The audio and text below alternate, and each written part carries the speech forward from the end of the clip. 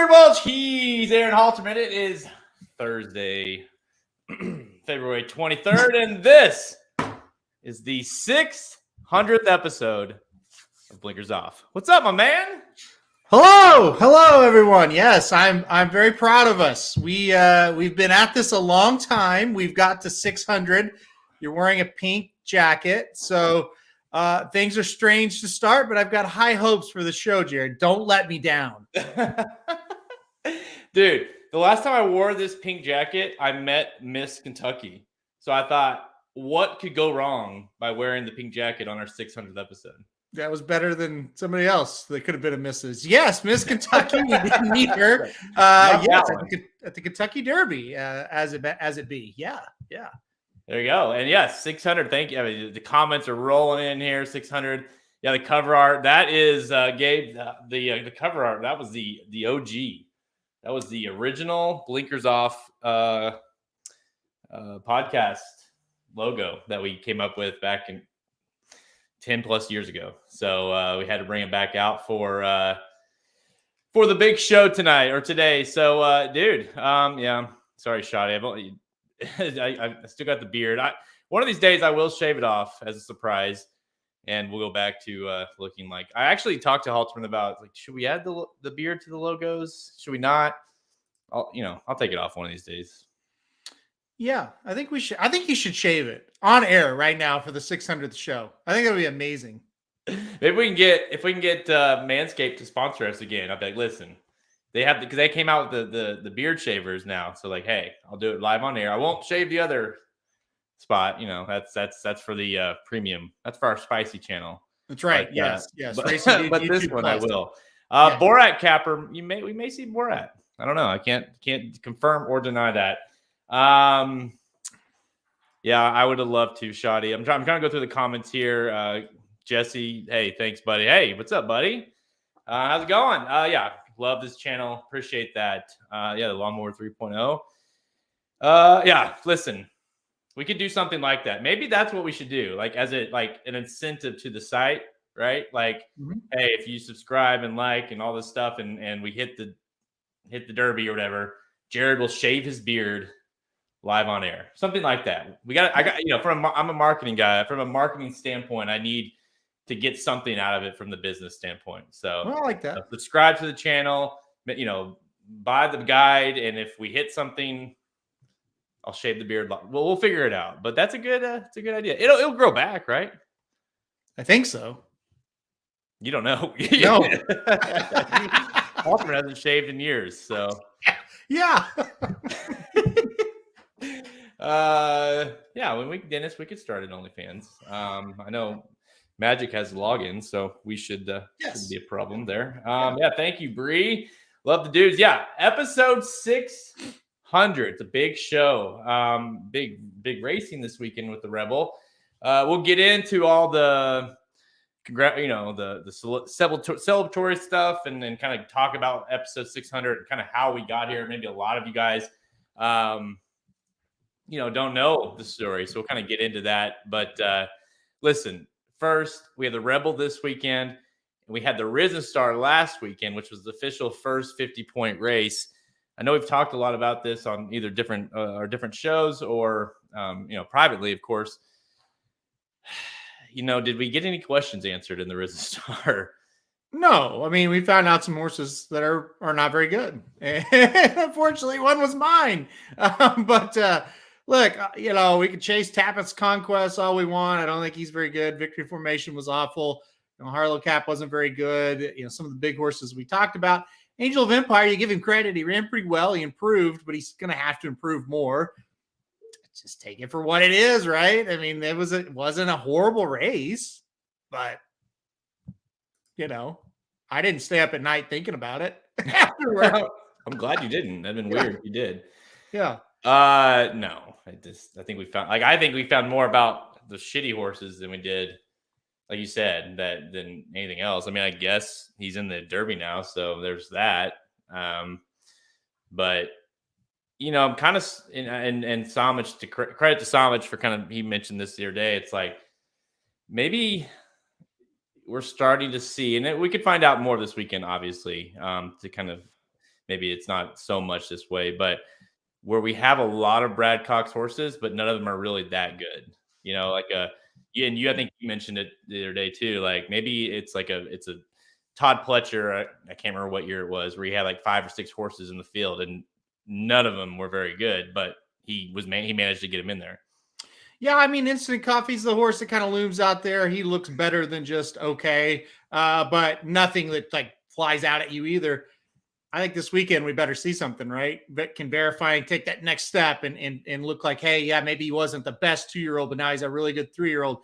Can Giant Mischief jump up and run a big race? We need to see something from him this weekend for sure. It's weird though. We say, well, this Cox guy, he's not very good. He's winning every damn prep, so there is that. But so did Pletcher a lot of those years. And then they get to the big one and it's like, yeah, he kind of took advantage of some weaker fields. We'll see. We need him one to kind of step up this weekend, or maybe Instant Coffee take that next step, Louisiana Derby. We'll see. But yeah, as of right now, I'm kind of with Samich on that attitude of, I don't think he has the one. He just has a bunch of horses that are probably going to be there. Yeah, it doesn't. And again, you could, this weekend we'll find out, maybe Verifying is the goods, or, maybe Giant Mischief can rebound here and make a name for himself, so to speak, in this race, the Rebel this weekend. But just, I don't know, like we keep waiting for that horse to show up. And I think every week we go, Forte looks more and more interesting, right? Mm-hmm. Yep. I mean, to me, like the more we go, the better he looks. And he hasn't ran a race since the Breeders' Cup. Yeah. Absolutely. I mean, he continues to look like the one because all these other would-be challengers don't. But we thought Hoosier Philly was the one, for the Phillies, and she was not very good. And what if Forte is not very good? I was talking to Ryan about this earlier yesterday.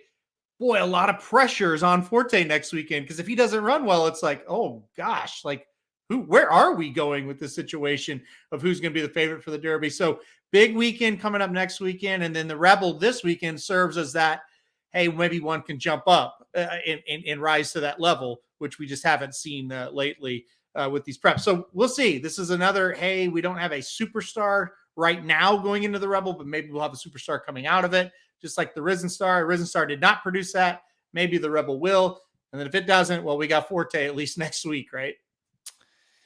Surely, I mean, at some point, someone has to run well, right? Maybe. And then you have all the, now we're starting to finally see the switch from the Baffert barn to the Yaffert barn, and Yak Teen, we're doing this whole thing again. Your horse Reincarnate is in the Rebel, now trained by Tim Yak Teen. We've seen that with a bunch of his, not a bunch, but a couple of his horses. Arabian Lion, somehow they're still talking about that horse. Carmel Road. Who was the other one? Was it? There was another Baffert that switched. Let's Reincarnate, Carmel Road, Arabian Lion. There's one more. Who we met? Hijazi. Yeah, there you go. So those are so far. You would assume, Arabian Night will be next. As we kind of figure out, Carmel Road going to the Gotham, Reincarnate here. I don't know about Hijazi. He was nominated to the Gotham, but did not. Well, he's not on the probable list today. Those things are fluid. We'll see. But as of now, he's not on the probable list. Yeah. Rodney, we can talk about the Saudi Cup real quick here, just because it's just like, it's a huge race, obviously, but man, I mean, it's a huge field, and we know like 3 horses in the race. Well, that's the thing. I'm not going to get on here and lie to people. I don't follow the international circuit very well because it's a large undertaking to follow this circuit. I do really study the international horses when they come over here, but when we go over there, I don't know much about what Taiba is facing. He should win. I think he's better than the horses that I've heard of for sure, but some of those Saudi horses, I don't know a whole lot about them. So I can't give you an in-depth, analysis. I do think Taiba looks awfully tough in that field based on the horses that I've heard of and know about.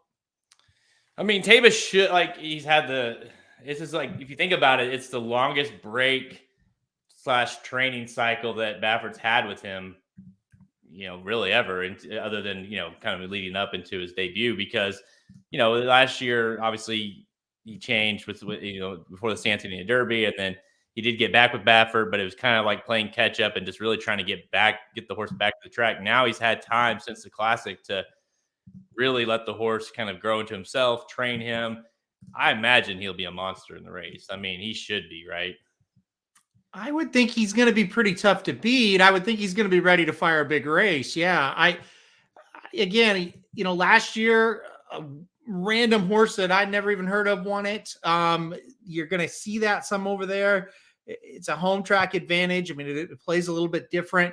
But we've had a horse go over there and win too. Of course, that was kind of a weird. He probably was drugged. So I don't know. Let's not get into all that. I'm just thinking Taiba, yes, he should run pretty well in this race. Yeah. Okay, so bigger picture, because I don't know about you. Well, I do know about you, but the Saudi Cup is even when it's a really big name in it, you kind of watch the race and you say, cool. Then you move on with your life, and you kind of wait for them to come back to wherever it is, whether it be Dubai or back here.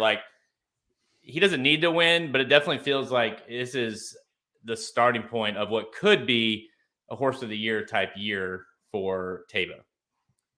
He's the de facto horse of the year leading candidate right now based on what we've got and what's going on in all the divisions. But yeah, I mean, he doesn't really have to win here or anything like that to do that. But yeah, you do want to see a good performance. It would go. I don't know, though. I just don't think the Saudi Cup really carries that much weight for whatever reason. I know it's the richest race, but it's really not caught on like the Dubai World Cup has, So it's a newer race. That could be why. But I don't think he has to win. But yeah, you want to see him run pretty well here. And it's a 1 1/8 one-turn race. So it's really not a setup that he's ever really going to see again. He's been pretty damn sharp in one-turn races. So I just think the only worry is with him is how did he ship? How will he handle the track? That kind of stuff. If he handles it, he probably should be okay. I mean, he was pretty damn good last year when they put him in spots where it made sense. So I think if he handles the situation fine, he's going to be tough. Yeah, I mean, we've seen good horses of his go over there and get beat, right? It's kind of like I said, that's why it's just I don't know why that's why it hasn't caught on yet, but it just seems like it's like you kind of watch it and then you're just kind of past it real quick. You don't put a lot of stock. You'll say, "Oh my gosh, that horse won the Saudi Cup." Like whatever, great, And I think you can look at the field this year and say, "Wow, the two best horses are Taiba and Country Grammar." This kind of tells you a lot. So it does kind of feel like. Yeah, some of the better ones are skipping it, but let me throw this at you. Who's supposed to run in this? We don't have anybody. A lot of those horses that were even in the Pegasus, they retired, so it's like there's nobody there. It's like a, if you've got a great college football team and 20 of the 22 starters were seniors, and you're left with we have this awesome quarterback, or in this case, this awesome horse Taiba. Where do we go? There's nothing there. Yeah, there's no who. I mean, it's like you say, who are you saying? Oh, that horse. I wish that horse was there. There isn't one. Charge it, but it's way too early. He just came back from injury. There's nobody there to run right now. So that's the situation that we're in. He's the best thing we've got. So we'll see how he does. I mean. Which kind of makes you wonder, one, he's going to be bet hard. Two, maybe it makes sense to throw a dart with someone that's like an international type horse that, looks decent on paper. Maybe you've seen a few races because, those horses are going to be bet because of the name, because of who they are. But we're just sitting here telling you, these are the best we got. It's not like these are some world, it's not bringing over, Justify over there or something. So. I mean, that's the other problem. If you're looking to bet this race and you really like Taiba, it's I want to bet Taiba. What is he going to be? These people are going to be sitting here at 11 a.m. or whatever this race goes off at over here in the United States. They're going to be like, I've never even heard of any of these horses that are betting in the United States. And they're like, let's take Taiba. He's going to be 1 to 5, I would think. In our just because they know him, right? So yeah. So there you go. There's our Saudi Cup analysis. Yeah. Not great. I mean, yes. More than anything, I think you just look at that race as what is Taba coming back. If he does show that he's, wins and runs really well, it's obviously you think going to set the stage for him. Like you said, it already is, but it will confirm that, okay, he is the horse to beat for that horse of the year honors. But all right, huge show. 600 of these we've had, and now we're on the 600th show.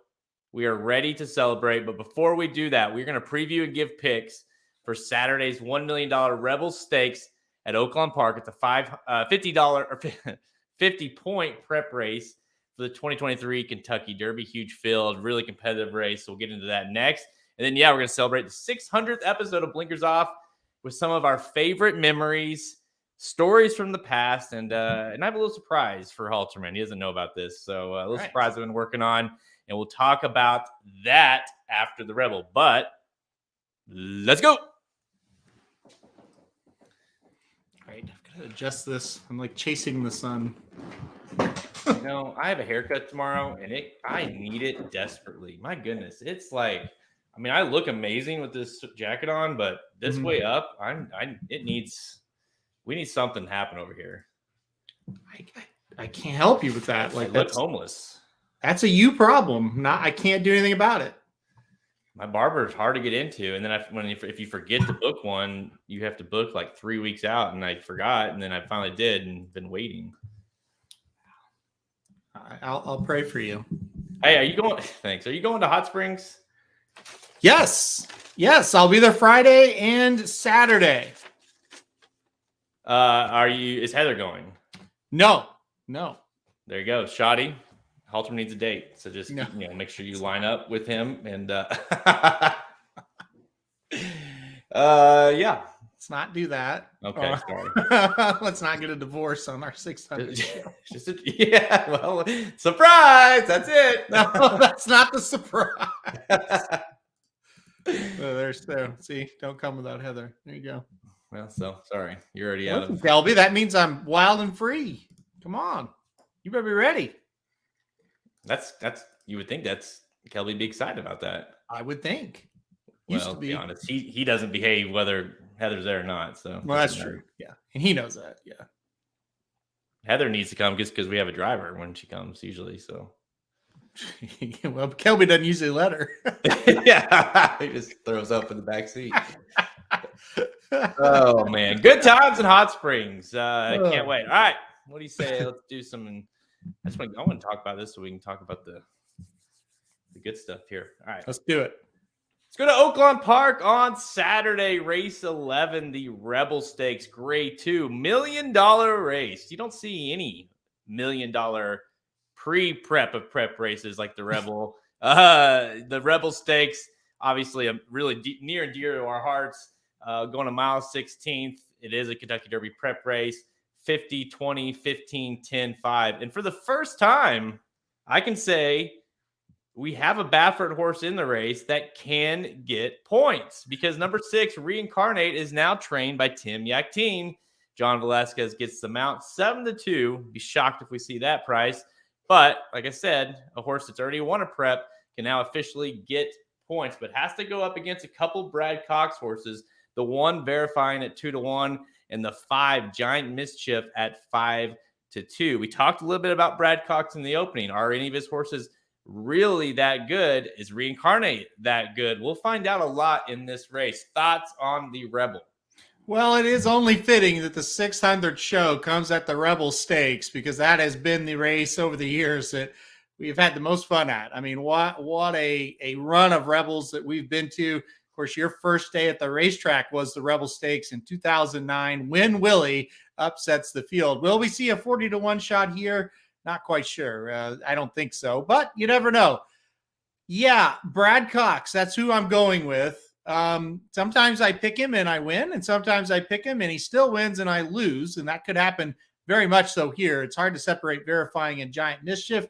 End of the day, I think the number 5 Giant Mischief is a little more talented than the rest of this group, and I think it's the perfect setup. I see a ton of speed. I think he sits hopefully mid-pack if he breaks a little better. I like that Irad is coming in to ride. I put Giant Mischief on top here, the 5 horse. I'm not sure he is like going to excel at the Kentucky Derby distance, but I think he is going to excel at a mile and 16th. Yeah, the jockey little roulette here is interesting, right? Weird. Giroud has never ridden verifying, but kind of is one of Brad Cox's main guy. Giant Mischief, Giroud's rode the last 2 times. Now Irad gets him out. So is it a matter of we're replacing Giroud with a better jockey, or is it a matter of, hey, Giroud, I want my best jockey, my guy, to be on my horse, which is verifying? I don't know. It's we'll find out. I guess a lot here.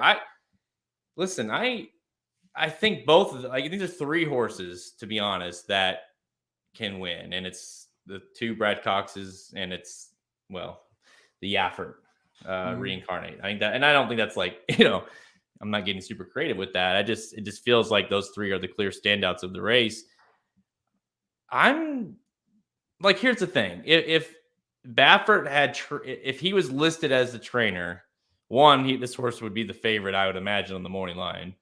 2, the horse would definitely go off the favorite, which he still might.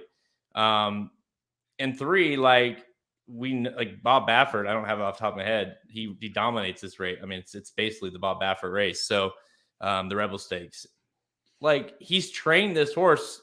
It's just everything's the same as Baffert bringing the horse. It's just now he's not on the paper because now the next race that might be something different, right? But this race, nothing's different than Bob Baffert bringing over a horse that he normally has. And I think Reincarnate's pretty damn good. Never been worse than second, finished second 3 straight times, and, broke the maiden, then won the Sham over Newgate, who did come back to win. Of course, is off the Derby trail now. But, this is a horse that it has shown speed in the last couple efforts, but can be tactical.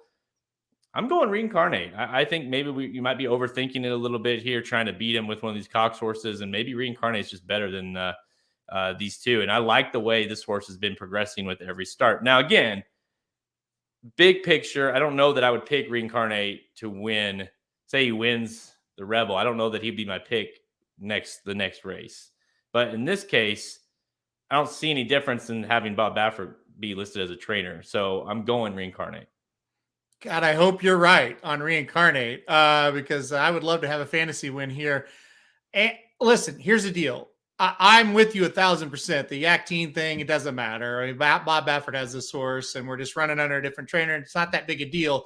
Not worried about that. Here's 2 worries, okay? And I think they're legitimate, and you can confirm. He was 16-1 when he won the Sham. That tells me there was no steam for this horse whatsoever. Do you think that's legitimate, like that worry?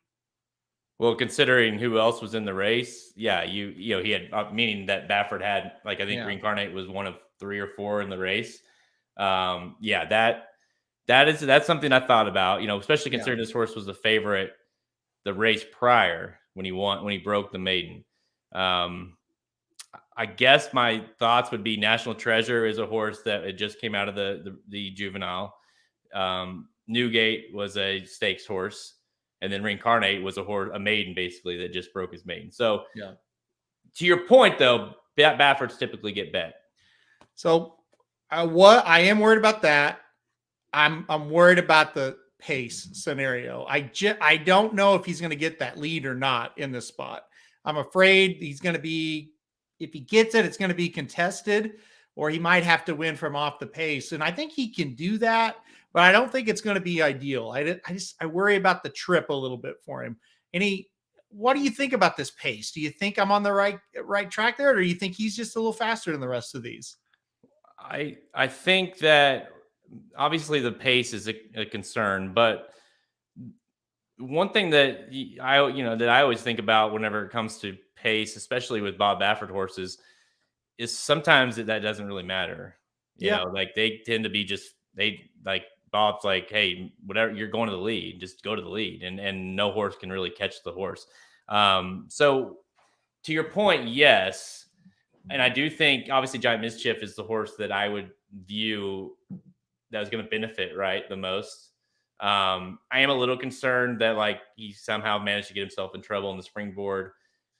Can he break through here and kind of, this is going to be another race that he's going to have to seemingly get himself out of some trouble because of the track conditions are supposed to be sloppy. It sounds like rain Friday, Saturday, and on top of being a large field, and then obviously verifying the other horse. You got to think Brad Cox drawing the rail with him having the other horse in there. He's not going to let Baffert or Yaffert try to go out there and just steal the thing. So I do think it is a legitimate concern, but I view the horse as just being faster than the rest. Reincarnate, kind of like an Arabian Night situation in the Southwest. You think Reincarnate can do this here in the Rebel? Yeah, I mean, you look back at that sham, and he went 22, 45, 109. Granted, we're going a mile that day, but he put up some serious speed numbers that day and held on. So I imagine JV is gonna ride him with speed. Yeah. Yeah, I would agree, and I would love it if he's a length clear up the backside. I think that'd be great. I've got Reincarnate in second behind Giant Mischief, so we're pretty much on the same kind of thought process here. But I just worry that last little bit, if he softened up, I think Giant Mischief is talented enough to come get him, and I think that's where my concern comes in. So I went 5-6. With Reincarnate though, I was super impressed last time out, and he dug back in and re-rallied. It is good that Newgate, the horse that finished second, did come back to win. So that makes him look even better. Also, if you watch the sham that day, like the lead up and the paddock and everything, you had a really good feeling about Reincarnate. He looked tremendous. As a matter of fact, this is the horse I'm most looking forward to seeing on Saturday. Like, you're going to have to text me. You'll be there in person. Text me if this, if it's a secret oath situation or not, because if you're not impressed with the horse, then maybe I'll kind of change my bet a little bit. But yeah, he looked like he walked in there and he didn't look like a 16-1 that day. No, and they were even the Santa Anita people were like, oh my gosh, like he looks like he's grown up. He looks amazing. I've always kind of liked him. I've always kind of thought he's a tough horse. He's a grinder. He's going to make you work. I am a little concerned about the pace here, and some of the other pace.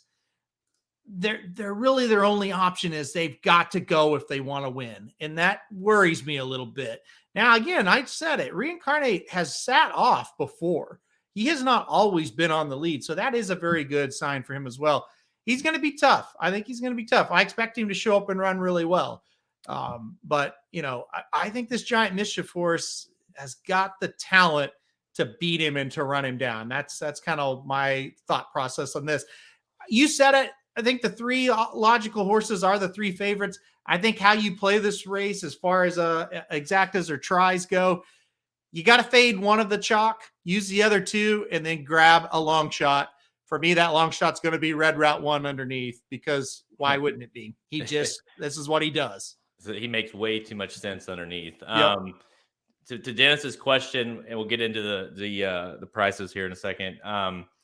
That was one thing that I kind of thought about, Dennis, with verifying, being carrying 122 versus Giant Mischief 117. Obviously, with the stakes, not the stakes win this time. Giant Mischief gets a little bit of relief. Does that make? How much do you? I guess the general question would be, how much do you put into those kind of things? And if you are on the fence, but about each Cox horse, and you're kind of like, is that enough to swing you in one way? I use weights like this. If you are, I just can't decide between those two. Maybe that's a determining factor, right? Like I don't use it as a major handicapping angle, but if I'm looking at it like, man, I just can't decide the 1, the 5, the 6, who do I want? Well, the 5's got 5 less pounds. Well, that is a small factor, in my opinion, in the favor of trying to lean towards the 5. So yes, I do think about it in that regard. As I take it like a serious, oh my gosh, I can't bet this horse because he's carrying more weight. Absolutely not. But in the end, little things like that are going to matter. I mean, yeah, and especially like if you look at like Giant Mischief, who's carrying the least amount of weight he's ever carried, versus verifying carrying the most amount of weight. Matching is the highest weight. So yeah, I mean, there are some aspects to that. I'm with you. I don't put a lot of stock into it, but it doesn't. If I'm on the fence about two, it's enough to sway me sometimes in one way or another. You mentioned the horse a little bit. A lot of love for Red Route 1. Yeah, Marla loves Red Route 1 here. This is a horse that debuted on turf for Steve Asmussen, struggled in the Futurity, finished third, beaten 7, really struggled in the street since. Kind of showed a little bit of something in the Jockey Club, finishing fourth, but also, got beat by Curly Jack and Instant Coffee. Then came back and ran nice in the Southwest, got second to Arabian Night. No shame in that. Was on a sloppy track, so at Oaklawn as well. So you got that going for you as well. And more than anything, just feels like a horse that's, one, coming into his own a little bit, and two, you feel like you can trust to at least show up and maybe finish a race. And and by finish a race, I mean, hit the board. I used to hate horses like this because I would always try to bet them to win. And then once I understood that they're always going to finish second, third, maybe fourth, and I understood how to bet them, I love horses like this. I love horses that you can rely on for what you just said. I have zero interest in playing this horse to win. I have so much interest in keying this horse in the third spot, Right. And once you learn how to play the races, these horses become just as valuable as the ones you think are going to win, because if you can get a free square somewhere, that's great. And I use this horse for a 10-1 score on Arabian Night. And I was so confident that Arabian Night was going to win. And I was so confident this horse would run second, and you can rely on him. And I think you can rely on him here. I think he's going to run awfully well. I don't think it's a good sign that Ricardo Santana jumped off of him. I'll say that. But you know what? Torres is having a fantastic meet at Oaklawn. So the rider's still going to be pretty darn good on Red Route 1. The speed's going to be set up for him. Drop back, make a run. See how far you can go. See how many you can pass.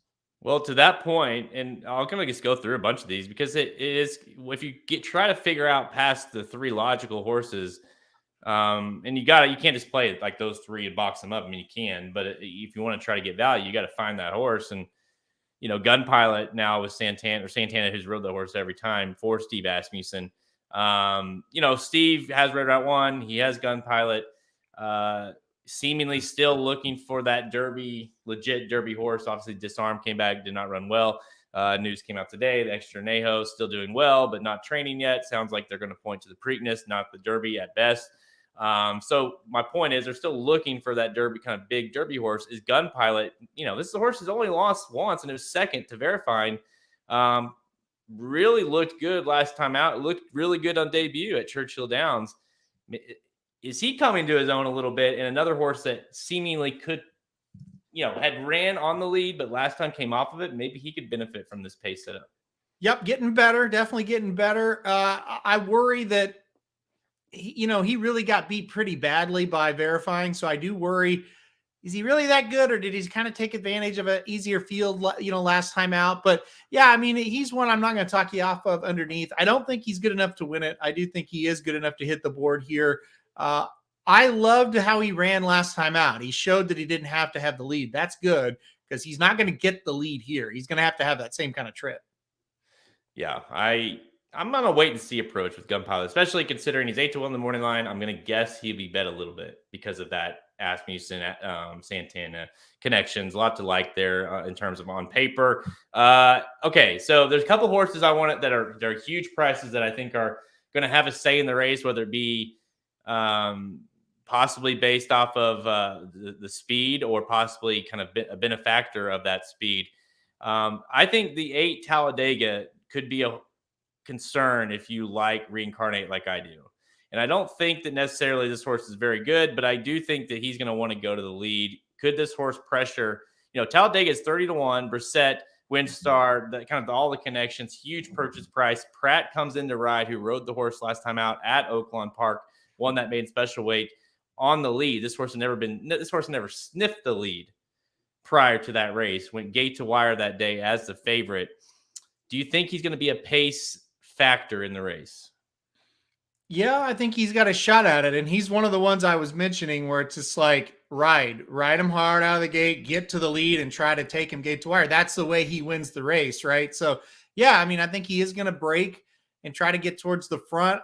I don't think he's good enough to be around when the real running starts, but I think he is good enough to cause some problems for the horses that are up front. I also think number 7, Confidence Game, could be a little bit of an issue for people that maybe are trying to, get that horse. That could be a horse that knocks some people out in terms of, if you're playing a cold exactor, you're playing the try. Like, I think Confidence Game is going to be overlooked slightly here because of the poor effort in the Lecomte. Finished third to Instant Coffee and 2 fills. This horse was 6-1. In the race, so obviously was bet. Has ran and ran well in certain times of his career. Now the Stormo brings the horse to Oaklawn Park. Maybe a change of scenery will help. And this horse does show plenty of speed early in the race. Yeah, no, it's another one that and it's kind of have shown that he can run at the bigger races, like he said, and not embarrass himself. Again, right? You got to go if you're him. You can't, like, how are you going to win? Steal it on the front end, basically. So that's why I don't have a lot of interest in playing those horses, the 7 or the 8, because I'm just afraid they're going to be pace presence and that's it. They're going to kind of burn each other out. But he has a little bit of class, the 7 Confidence Game, and that's a little dangerous. The 8 doesn't have much class, right? Just a maiden winner. 7's been around the block, right? We've seen this horse in stakes races. So I wouldn't hate if you sprinkle the 7 in somewhere in it, like a try or a super, but I still don't have a lot of interest as far as winning. And finally, I can't talk about a huge race at Oaklawn Park and not talk about the long shot train by Kenny McPeak, the 11 Frosted Departure, who finished third in that last race at the Southwest to Arabian Night. Red Route 1 just barely caught Frosted Departure at the end of that race to finish second. He kind of, to me, has the makings of a horse that could pop up and hit finish third in this race at a huge price. He's 20-1 on the morning line. This horse won't be bet. Well, it's very important to note all the horses that were chasing Arabian Night that day just quit, except for one, Frosted Departure. He kept trying. Now, he was beaten easily, but he did keep trying. He didn't quit. And so I think in this race, you kind of take him off that pace a little bit, back him off, and then maybe he can be the one that gets first run on the leaders. That's what I would try to do with him here. Don't know if that's what they'll end up doing with him, but I like him. I like him. I wouldn't talk anybody off playing him underneath here. He showed toughness in that last race. And honestly, the one just to his inside, Bourbon Bash hasn't been awful. If you want to take a flyer, he doesn't. I mean, he makes a little bit of sense. Yeah, I was going to mention him, but I figured you would. So 2 horses that I think make a lot of sense in terms of the underneath plays that have, could run well. Both these horses, Frosted Departure has ran a better race. Each race of those last 4 races has improved. And I think you're right that Southwest is a little bit misleading. He chased that speed, and the Arabian Night had some serious speed, 22 and 46. He chased it the whole way around and just kept on going.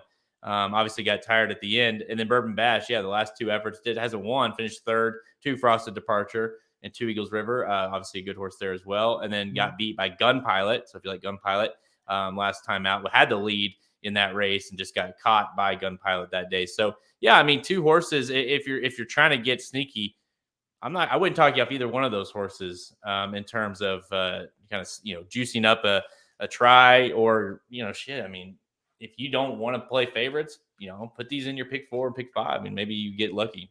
Yeah, no, I agree. I definitely think it's a chalky up top and then get crazy underneath type of race. All right. Yeah, Shoddy agrees. Magic wants to know we will be doing, I don't know, you'll be there. So will we have coverage on Saturday? Magic, if you can get a co-host, I don't know, you got kids, I think. If Samaj can do it, then I can pop in for live hits. Yes. Yeah, and I should, I'll have the boys, but I should be able to chime in every once in a while, kind of like I did last week. But yeah. Rudderman looks so bad. Oh my gosh. Did he just run? He just ran. He looked like he was going to finish last. And then at the end, like he was running hard. He got third. 50-1 shot, won the race. Do you still have that horse on your team? Oh, yeah. Oh, man. You could have used those 5 points. All right. So now we get to the good part here. Final thoughts of the race. You're picking number 5, Giant Mischief. Mm-hmm. Final thoughts. I just think he's the right horse for the right time, and he's going to get the setup. That's my big key with him. I don't particularly love him for the Kentucky Derby, but this is the Rebel. This isn't the Derby. I think he'll get this distance okay. He was closing really well in the springboard, so I think he'll be fine. Gets IRAD aboard. I just think the 6 is going to get too much pressure up top, Reincarnate. So I'm going to go number 5, Giant Mischief on top. I like Reincarnate on top. I think depending on what the price is, I think is really playable, especially at 7-2. I don't think you're going to get that. But mostly I just think the horse is coming in here as a Bob Baffert horse. I think he's won this race, 8 times Bob Baffert has in his career. And he's won it with really good ones. He's won it with not so good ones. I think he's a speed of speed, and he'll be tough to catch. If you think he's going to get caught, I don't hate the idea of because he's never finished worse than second, Reincarnate, playing the 5-6 straight or something like that. Because I do think he'll hold, if he gets beat, it's going to be one of the situations that he's got the lead, the top of the stretch, and one of these Cox horses passes him, right? That's the logical thinking. So if you do think he's going to get caught, I don't hate the idea of playing a huge 5-6 exacta there. But my top pick, I don't think he's going to get caught. Number 6, Reincarnate. Oh, I hope you're right. Yeah, you need it. I think the more I looked at the race, I just thought, gosh,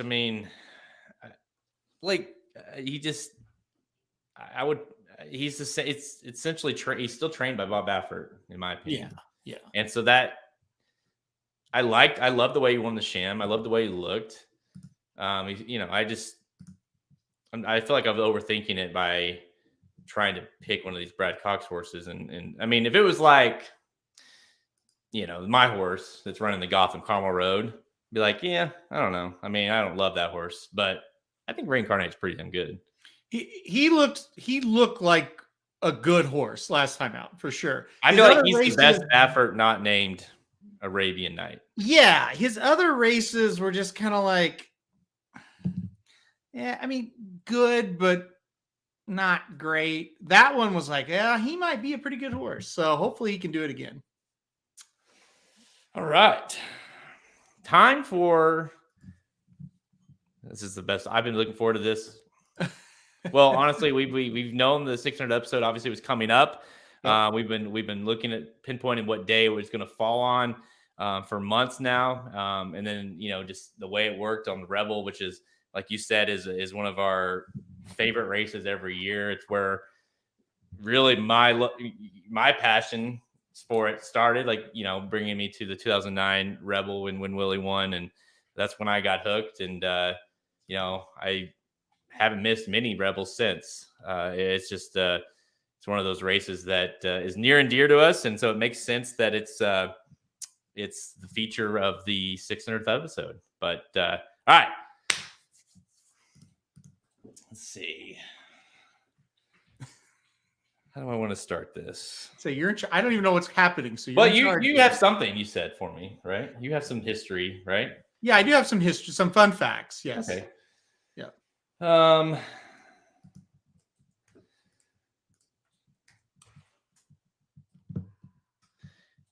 January 9th, 2013, blinkers off, 001, Oaklawn begins.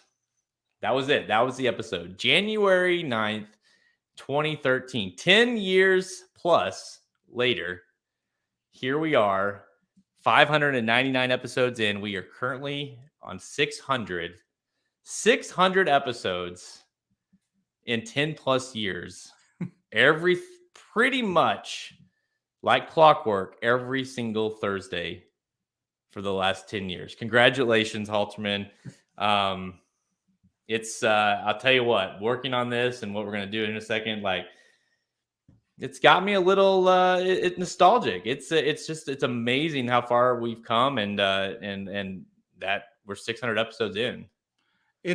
I've done the same thing. I've been looking up some of our old stuff. I was like, wow, these are horses I hadn't thought about in a long time. And, naturally we gained so many people through COVID, everybody really that the horse racing boom. But a lot of people don't realize we've been around. The podcast has been around 10 years. The website has been around 11 years. So we did a website for a year and then launched the podcast. So yeah, it's been fun. I was looking back at some of our old stuff, and it's crazy to think we have been around this long. Shoddy graduated high school in 2013. There you go. Yeah, thank you guys. I'll never forget.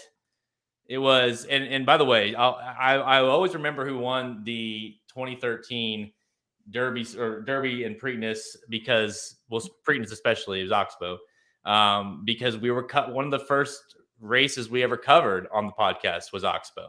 Yep. And horses we talked about was Oxbow. And I remember going to Halterman prior to recording, prior to even the idea, and saying, hey, we should do a podcast. And Halterman's basic response was, what's a podcast? Like, yeah.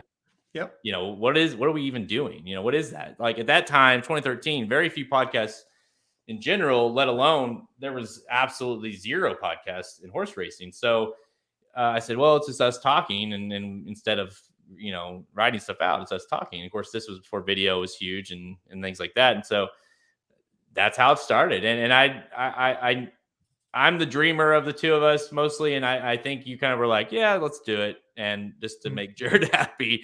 And this will probably last a few episodes and we'll be done. Yeah. No, for sure. You're right. That was I had never listened to podcasts. I didn't know what it was. I had no idea.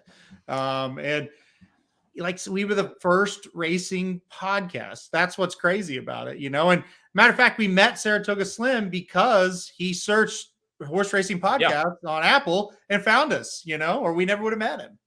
Well, there you go. That's a perfect segue into my surprise for you.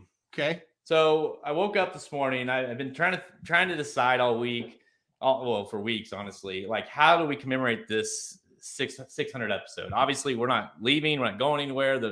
Hopefully there'll be 600 more. But obviously it's a milestone. It's like, it's got to be something special. Do we open it up for questions and do 6 questions and kind of make that like how? And I was talking to Patrick, our boy Patrick, today. And I was, because obviously being on air all the time, VSIN, XM, like he, you know, I was like, hey, it's like, and we kind of started talking and it just popped in my head. I was like, what if I did this? And he's like, oh, okay, that's perfect. You got to do that. So without further ado, I mean this sincerely as well. I basically started thinking, who are 6 people? And I don't want to, like, if I didn't include you, don't, like, there's more than 6, but the 6 people that over the years we've met through this website, through listening, they listen to us on the podcast, who we would never have known otherwise, who on top of that, we consider not just friends, but best friends, family. Everyone I list on here is essentially family. And these are people that we didn't know existed for the most part until we started doing Blinkers Off and started doing the website. So I reached out to a few. And by the way, and that's why I got nostalgic, was like everyone I reached out to was just like, oh my gosh, yes, I would love to do this. Thank you so much for including me. In a matter of minutes, I had videos.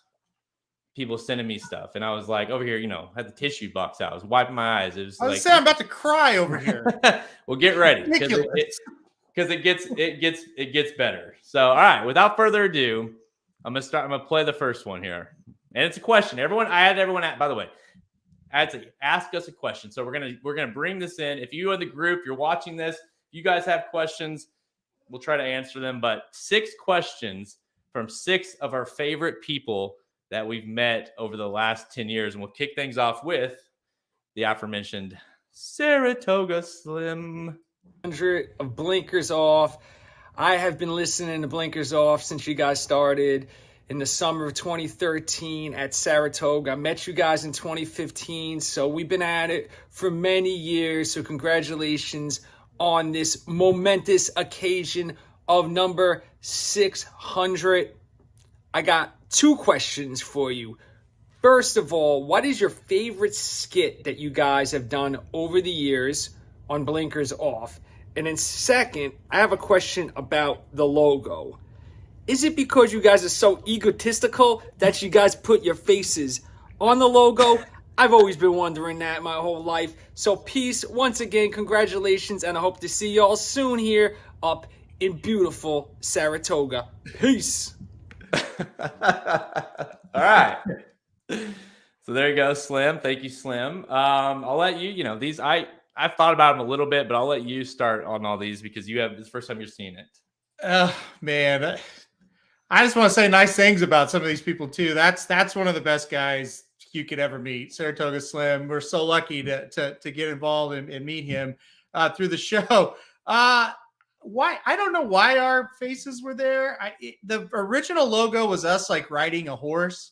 Yeah. And it was riding Zenyatta. And, it was just, we just like, hey, we need something a little more grown up. And so our designer guy did our faces. The guy who drew our logos and stuff, we went to school with him. We know him personally. So we really didn't tell him, hey, put us on there. Like he just kind of did that. Yeah, no, he asked for like, remember that? Like he asked us to like send us pictures, like weird, like angles of our like faces and sides, and he's just like, I've got something, and yeah, he basically came up with it on his own. So yeah, we really didn't know what it was going to look like, but it is a little bit because I think we're egotistical. I think. Sure. Yeah. Yeah. There you go. Look at that. There it is. Yeah. So that was the original logo. Yeah. That was the very first site we ever had. We created that logo. Of course, Zenyatta, we're riding Zenyatta. I'm the jockey. He's the cowboy. Yeah. And of course, that is how I think the face is kind of transpired. And by the way, Zenyatta is the horse in our logo as well. Currently is the horse. So we always have been attached to Zenyatta a little bit. Yeah, it definitely, like, we just were like, just make the craziest thing you can make, right? Just do the dumbest thing. And that's what he came up with. And it was great. And we loved it, but we were like, listen, if we're going to like have a real type of website, we need something a little bit different than that. So, and it was really hard to put on shirts and stuff too. That's a lot of artwork. Yeah, it was. I imagine the next natural phase would be, now that we, at the time it was the racing dudes was you and me. We were the dudes. Now we have a team of dudes and dudettes, and so having just our faces on the logo, we might have to relinquish that at some point and just have it called just the racing dudes, and that's it. But we'll hold on to that for a little bit longer. What was the other question he asked? Favorite skit. And favorite skit. Yeah, it's got to be What the Bleep. He told me off air, he goes, by the way, my favorite all time is the Suge What the Bleeps. Yeah, Suge McGahee What the Bleeps. It's the greatest thing this website has ever done. And I agreed with him, but my addition and his addition as well has to be, and then let me think, 2018 rap battle. Oh yeah, that was good. For Justify, the Justify claim that I, of course, won Magic.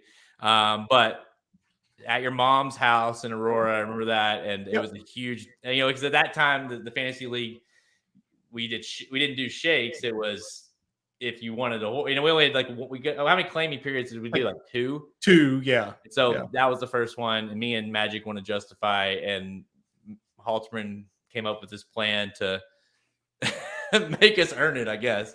The rap battle. Yes. The rap battle. It was amazing. Yeah, that is why Shoddy, the current logo, is Jared in the jockey helmet. Yep. That's how it started. And again, another one of those things that we got that. That's the logo, the OG logo. Don't know why I was the jockey and he was the trainer or the cowboy, but we just kind of stuck with that. So yeah. Also, side note, one of the best bits I think this made me think of. It wasn't on the podcast, so I can't really count it, but I have to at least mention it, was when I pranked Halterman on April Fool's by posting an article that he was becoming a jockey at Prairie Meadows. You would not believe how many people text me saying congrats. And I was like, what are you talking about? It's like, you're going to be a jockey at Prairie Meadows. I said, have you seen me? I'm not jockey weight. I can't be a jockey. Man, I gotta try to find that. That was a good one. Like I made it all official. I had quotes. Yeah, Yeah. there you go. Hang I on. had forgotten about that. Oh shit, that is people may not know that because that was from 2015, April 1st, of course. Yeah. 2015. Let me put it up on the screen Did here. you find it? Oh yeah, I searched Halterman jockey on our website, and that's the first thing that popped up. Racing Dudes Halterman joining Prairie Meadows jockey colony. The high quality jockey colony at Prairie Meadows will get even more competitive this year with the addition of Aaron Halterman, who's scheduled to ride his career debut meet at the Iowa track. Tuesday evening at home, Missouri, with little to no experience riding a horse in his career, doubt his ability and viewed the announcement as a publicity stunt. I'll be ready for opening day, he said. An opportunity came up, and my wife and business partner are supportive. I'll be commuting a bit, but I look forward to the challenge.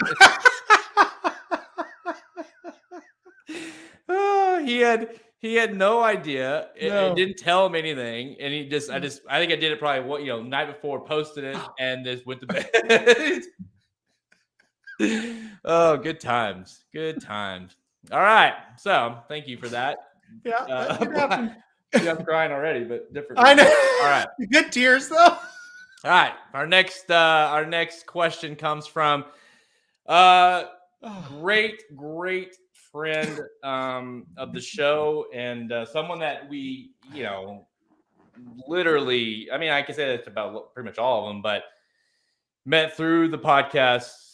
Said, hey, we were at Del Mar. I was there shooting that show for TVG, and you were there, of course, as well. And we're like, hey, this guy Paul wants to meet us. Said he buys drinks, and well, to this day, even if anybody says they're going to buy us drinks, we say okay. And so we went and found him, and the rest is history. We ended up spending the rest of that day together. We went to the backside because they had a horse. Met all kinds of horses. Magic fell in love with who was that? A Songbird. We saw Songbird back there. Really great time. So question comes from our great friend Paul Withrow. Hey guys, congratulations on 600 episodes. I can't imagine two better dudes that deserve the accolades for that accomplishment. Not only do you guys do a great job with picks and the horse racing industry, but you guys bring fans together, which is just phenomenal to see. So in that vein, I've got one question for you, and I hope it really brings out something special in an answer. But I want to know, what is the one horse racing moment since you've been in this game that just took your breath away? That's a good question. I think it's got to be the same answer for both of us, but it's got to be the Triple Crown in 2015, right? Yeah. Farrah winning the Triple Crown at Belmont is far and away the biggest moment that I've ever witnessed in horse racing. Yeah. And quite literally took our breath away. Like you said. Yeah. I've never experienced anything like that ever in anything. Everybody rooting for the exact same horse never happens. And when he turned for home and he started to widen that gap, I'm getting chills just talking about it. It was just like, we're actually going to see it for the first time in 37 years. And what you guys that maybe don't remember that, or maybe you're newer to the game, what you don't realize is many of the so-called experts were telling us younger people, you'll never see a Triple Crown winner ever again. It will never happen. And I remember in 2014 picking against California Chrome because I didn't think he was the one, but I thought in 15, if this horse can't do it, we had to both have this feeling. If American Pharoah doesn't win this, they might be right. We may never see it. And let's remind people, especially that are new to the game, or like you kind of mentioned before, not only were they like thinking that it wouldn't happen. I mean, there was real talk about changing the Triple Crown by increasing the gaps between each race to make it more doable. And, there's been debates on that back and forth, but that's how hard it was becoming, how impossible it looked. We had seen obviously many chances come and go, and it didn't seem like it would ever happen. And you're right.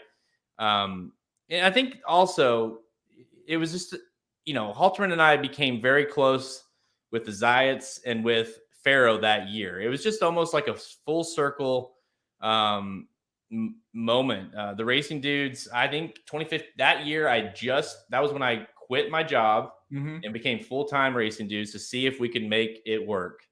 For people that don't know, like we both had full-time jobs, and the Racing Dudes was on the back end. We'd work on it at night and everything like that. And then we had our regular jobs that we were doing. And it became so big that it came to a point where it's like, listen, we either got to make this work or stop, because it was just taking over our lives and we were not making any money from it at all. I mean, and so just the way it worked out, I was in Arkansas, I quit there and came back home to Springfield. And I said, give me a year if I can make it work full time. And the rest is history. That was 2015. And then you quit the following year. And so a lot of it goes into that. We met the Zayats and we were at the Rebel watched the Rebel with the Zayats and Dwayne Lucas. I mean, come on. Literally, me, you, and Heather were within that circle of those people watching the Rebel. And don't forget, Pharaoh, that was his first start as a 3-year-old. Tons riding on that race because no one really knew if he was going to come back good or not. It was just a pivotal race. And then, by the way, we were there for the Arkansas Derby. We were on the track when he came in, and the Zayat said, hey, we're not going to be there. Accept the trophy if we win for American Pharaoh. And we said, okay, we'll do it. We'll be there. And what did we do? Got the trophy from the freaking governor of Arkansas in the winner's circle of the Arkansas Derby for American Pharaoh. We literally had to get, like, the lady wanted to try to give us the trophy. We're like, no, send that to the Zayats. Like, well, yeah, they were going to let us take it home. We're not taking. I would love to. Yeah. My biggest regret of that day, by the way, is us not. We weren't even thinking. We were just in cloud nine, like not taking a picture to get you and I holding the trophy. But yeah. So all that said, our biggest bet of our lives, where it was on a win bet on Pharaoh to win the Derby. We basically thought he was going to win the Triple Crown the whole before the race. So it was just like having that personal connection with the horse. Yeah. We weren't owners, but it felt like it. And then, when we get to the Belmont, not only do you want to see a Triple Crown, you feel like it's your horse. Like, you're so much riding on that moment. It's like your kids out there. So it was like, I mean, dude, we didn't sleep. So we got this hotel and in Queens, I think it was. Yeah. And down, and we, never been to New York City. And we were, of course, working a lot. And we had an early flight Sunday, and we just, got tanked, obviously, and celebrated after the Triple Crown. We never went to bed. We literally stayed up the whole night in New York and celebrated. It was a surreal moment for sure. That year was a fairy tale. It really was. And the luck of what we got to do with Pharaoh and Dennis. My mom owns a sporting goods store, and it's blown up. It's a huge winner's circle picture of that Arkansas Derby.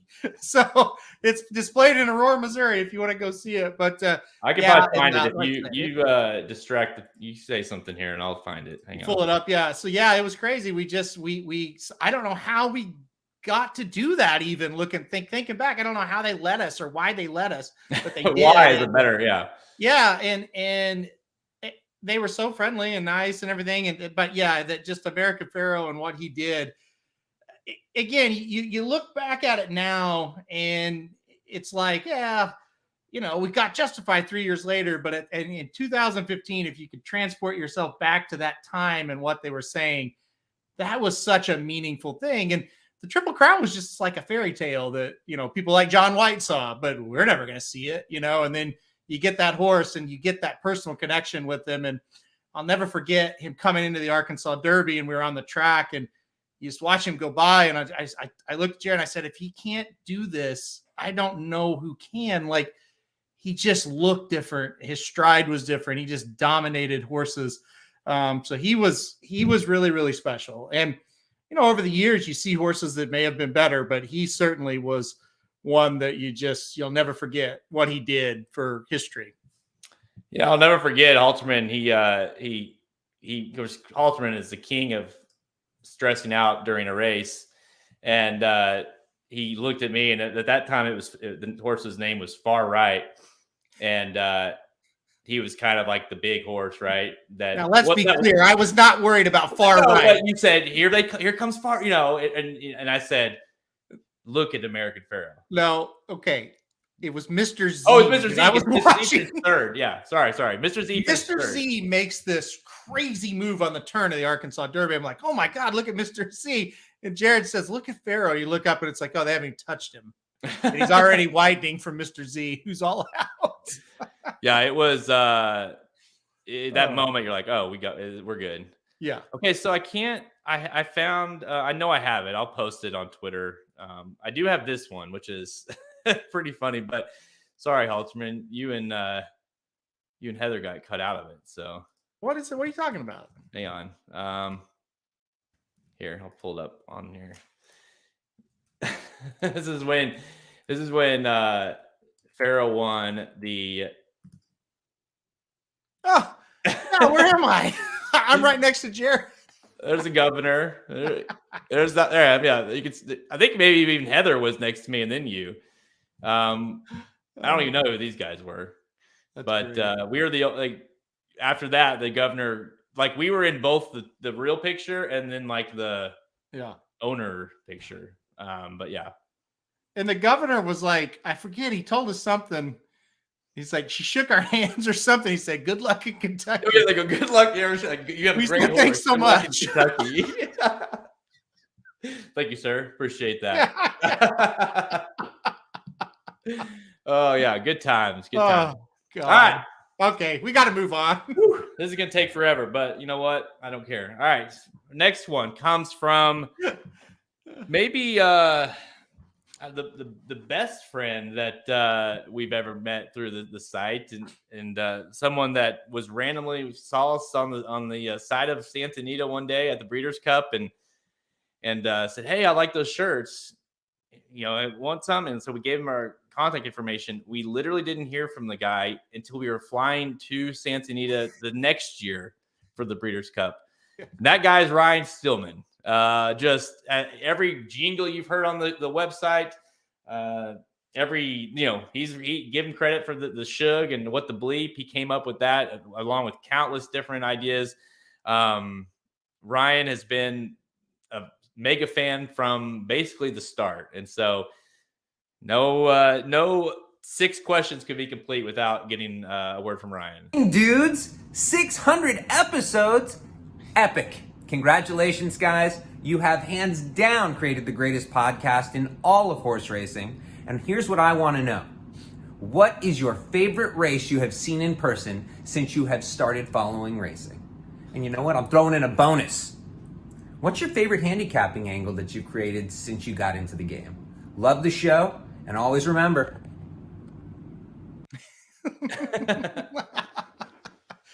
So we kind of answered the favorite. I guess if you want to put another 1A or whatever, maybe I think when Pharaoh won the Breeders' Cup Classic, that was probably close to there. You could throw in Flight Line last year, was pretty surreal. But I would say anything Pharaoh related, Pharaoh the Rebel, I mean, all that experience I would wrap into one. Yeah, I think Arkansas Derby Pharaoh was great, and the Pharaoh, like I said, when he won the Breeders' Cup was really, really awesome. Yeah, that'd have to be mine, other than the Triple Crown win at Belmont, I would say. A low key one that I really enjoyed live was the Belmont between Essential Quality and Hot Rod Charlie. I don't know why that always sticks out. That was such a good race, so that always sticks out to me as well. I'm trying to think of one of those kind of low key ones that maybe Arrogate when he won the Classic against Crown. That was a banger, man. That was just a surreal race alone. And no one thought Chrome could get beat there, and of course, what Arrogate was able to do after that was amazing. Handicapping angle. Do you have any that come to mind? Man, there's so many. What's my favorite angle? Maiden special weight horses dropping the maiden claimings for the first time became probably the angle that I think is the best with predicting winners, because there's such a drop between a maiden special weight and then the drop down to those maiden claimers. So that's probably my number one angle as far as trying to identify. Yeah, I mean, that's probably the best one, I think. I think mine would be I wouldn't say I'm going to take credit for it. It's always, but I feel like everyone kind of knows me for like, oh, Jared loves that McPeak horse because he's 15. Yeah. Like that's usually my go-to, right? Whenever you have I love finding those McPeak horses that are 15, 20 to 1 that make some sense. That whenever a race, like you can't bet McPeak we know that Del Romans and McPeak at short prices, you just don't. But when McPeak especially has a horse live, I feel like that's an angle that I always look for and have done quite well with over the years. So I'd say the whole McPeak angle is a good one for me. I thought of one more. A good claiming trainer, talking about the Diodoros of the world, the Brobergs, claim for 10,000, let's say, put them up for 30,000. Great sign. Never worry about the class. If you see one, they claim it for 10 or 15, put it for 25 or 30, or protect it. That's always a really good sign as well. All right, I see it down there. Let's see it. I did find the picture, so there it is. Hey, they were there. They were there. There's me, there's Heather, there's you, and then there's these people. So there you go. That's all awesome. I found. But I mean, that was that was the year that I believe that Halterman got his whole suit there, or his whole outfit at the mall in Hot Springs, because he didn't bring anything. Didn't bring any good clothes. Yeah, because I didn't, whatever. I didn't think I was going to meet the governor that day, And that is one of those things where, like, we're going to meet him because we're going to win. So yeah, that's the thing. We didn't ever even doubted that he was going to win the race. Like, that's just a foregone conclusion, Yeah. All right. Next one up comes from another fantastic friend and someone literally we probably never thought we would ever meet. We knew of him prior to the Racing Dudes, but we didn't think we probably ever meet him and not let alone call him one of our friends. I've been to Disneyland with the guy. Every time I am in LA, we hang out for hours. We talk every day, basically. Needs no introduction. John White. Hello, Racing Dudes. Congratulations. 600 editions of Blinkers Off. A lot of people thought that you needed to have those blinkers on, but you guys said no. We're taking those blinkers off. Here we are, up to number 600. That's fantastic. I have a question for each of you Racing Dudes, Aaron and Jared. What has been your favorite edition of Blinkers Off and why? So John White here in Southern California, once again offering congratulations to you two Racing Dudes for your milestone 600 editions of Blinkers Off. Pretty good guy there. That's pretty special. Yeah. So yeah. I've had time to think about it a little bit. I'll go. You can think about it. Okay. And I was talking to John about it, and it's got to be. Well, there's a lot. There's a ton, honestly, to try to go over. Obviously, we talked about the rap battles, and anytime we've done What the Bleep, there's been a lot of good shows. But the one that, from the standpoint of John and being in the group text with them, has got to be the time we interviewed Bloom Racing about the Gomper. That was 2015, I believe, was Gomper's year, and we thought we had the horse. Ryan thought this is the next Triple Crown winner, I think, and we interviewed I don't know which one, what Bloom it was, about the Gomper. And I think at the time he's like, man, why do these people care about the Gomper so much? No, that dumbass was typing him up, though. He was like, oh, yeah, we're going to run him here. He's going to be tough to beat. I listened to some of it today, and it was like, he's like, well, I haven't really told anyone this to the public, but I guess I'll go ahead and tell it. I think we're going to go for the Robert B. Lewis with the Gomper. And the joke is to this day, and I mean to this, as in a day ago, the Gomper shows up in our group text with Ryan and John on like a weekly basis. It's always like, oh, did you get like, whoever it is, like, whoever worked, Forte, you see that work by Forte, you did this, and then such did it in this, and then, one of us will chime in. Well, did you see the Gompers work? That was impressive. And it just never fails. It's a joke that will never end because of how bad the Gomper was. Plus, he's got the best name. So it's got to be the interview. And I think it was like 100 and something. You type in blinkers off the Gomper. And guess who interviewed him? Poor Ryan interviewed him, and we still give him shit for that. I mean, the dude thought he had the horse lined up.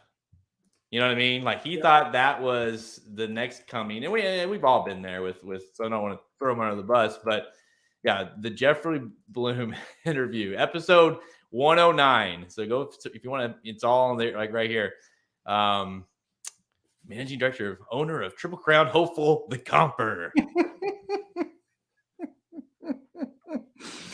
Oh man, that's a very good one for sure. I got to talk about John White for a second.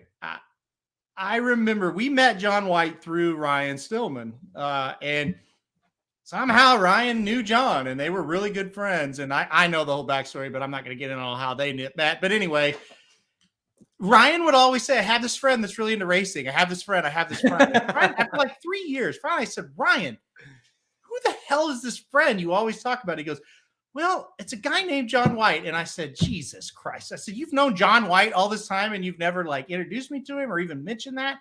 Like, that's my absolute favorite person in racing. I cut my teeth in racing, so to speak, watching John White on HRTV. And I considered him like a legend and like just this bigger than life guy. So anyway, Ryan just texts John. John's making the morning lines for the Breeders' Cup. We're out at Santa Anita for the Breeders' Cup. And Ryan like texted him, just said, hey, if you have just a second, if you're at the track or whatever, I'd love to introduce you to my friend. He goes, hey, let's go to Matt Denny's and let's have lunch or dinner or whatever it was. I said, you got to be freaking kidding me. We're going to go eat with John White? Like, this is going to be amazing. 8 hours we stayed there talking. He gave us all that time. And I just thought, this is the nicest human being I've ever met. And he still is. Him and Ryan are 1-2 on nicest human beings you'll ever meet, right? So it's amazing. Anyway, it means the world to me. But, learned so much from John. So with that, the first time John White came on this podcast may be my favorite episode because we got so many people who were like, holy shit, this guy's unbelievable. You just ask John a question and it's 20 minutes of facts and learning about things that happened 30 years ago, things that are going to happen in this race tomorrow, and so on and so forth. So I forget when we had him on first, but I will go with that one. It looks like, I think it was episode 178, if I'm pulling it up, which would have been 2016, right before the Derby, of course. That's when the Derby stuff started. But yeah, it was I mean, we talked about the morning line. I don't remember how long. I mean, we would do interviews with him, and it was just like you said, you just go, and you just felt like I need to be taking notes. I'm learning so much. Well, and you think back to when we had him on for the Derby this year, and it was the first time we were on YouTube, and he had video of it, and just the massive reaction that people had with that. I mean, that people just love this guy just like we do once he gets the opportunity to be heard. And so, yeah, we probably wouldn't be here without most of these people that we're talking about today. And John is certainly one of them. I mean, he taught us so much. So yeah.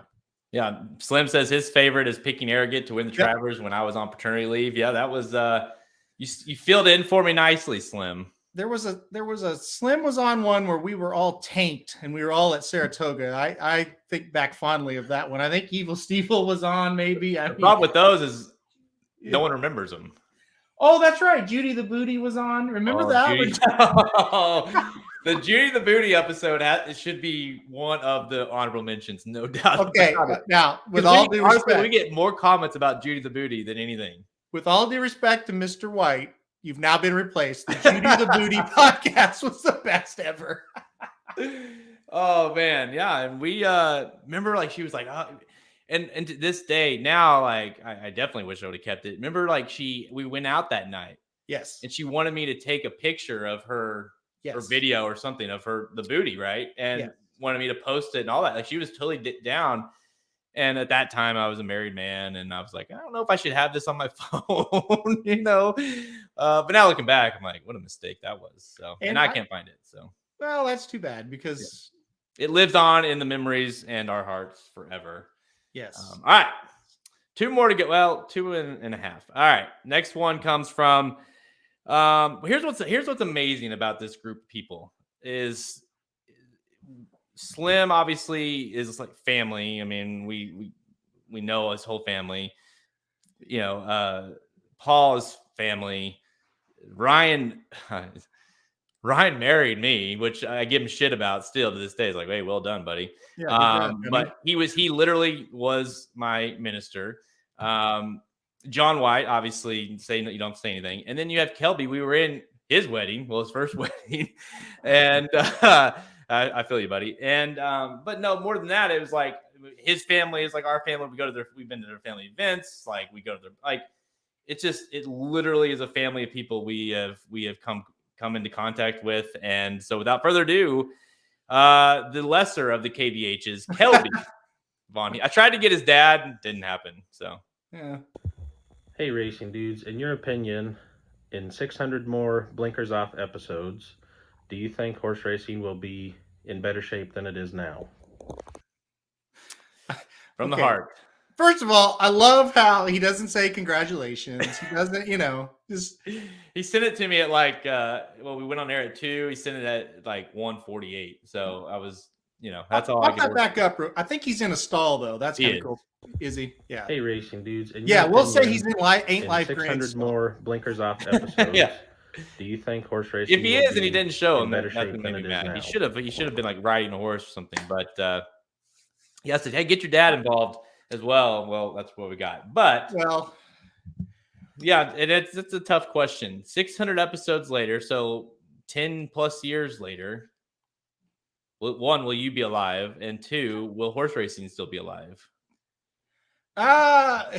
First of all, you're right about Kelby, one of the best, if not the best. And his family has done so much and taught us so much and tricked me into owning horses with them. So there's all of that. I'm just kidding. Kelby, great guy, family, just great people. We're very lucky to know those people. No, probably not. It'll probably be worse off than it is right now. That's my guess. But look, 10 years ago to now, I think horse racing it's probably not better off actually. No, probably worse. Yeah.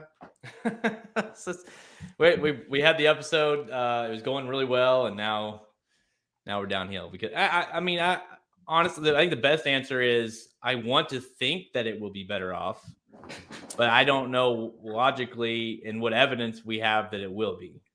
Well, gambling is becoming more prevalent with sports, and that is good because, more people are going to gamble, but do we have any confidence that the tracks will get people there to gamble on their product? I don't know. I mean, that is the mystery of it all is that we're, sports betting in general is becoming more and more accepted and legal. And with that, you would think horse racing would, benefit from that in some regards. But to say it's better off, I think that would involve some sort of governing body, tracks working together. I don't know that that's going to happen. No. Let's put it this way. If it is better off, it will be by accident. I really think if COVID hadn't have happened, how do I need to say this? When COVID happened, it gave us a boost that we hadn't had in a long time. And I think a lot of those people, not some of them have left, but a lot of those people are still around. But where's that next boost going to come from? Because it's not going to be from anything I think we do within the sport, right? So if some natural causes happen, then that we're here, but I don't know. All right. Final one here. Thanks, Kelby. And this is this may not this may still I don't know. Patrick has a great question here, but it might bring it down a little bit still. Oh no! All right. Our next one comes from our good friend Patrick Meager. Of course, we met him. We met him because he listened to the show. So Blinkers Off, literally, huge fan of the show. Asked us, I believe it was a Breeders' Cup one year, to be a guest on his show. Of course, he worked for Mad Dog and Sirius XM. And the rest is history. We just instantly connected with them, started doing them every year, which then he'd call in and do shows. He works for VSiN now and obviously has his own show with VSiN, and maybe some things in the works for the racing dudes one day down there. But still, the point is Patrick from the start, there's been an instant connection. He's a fan.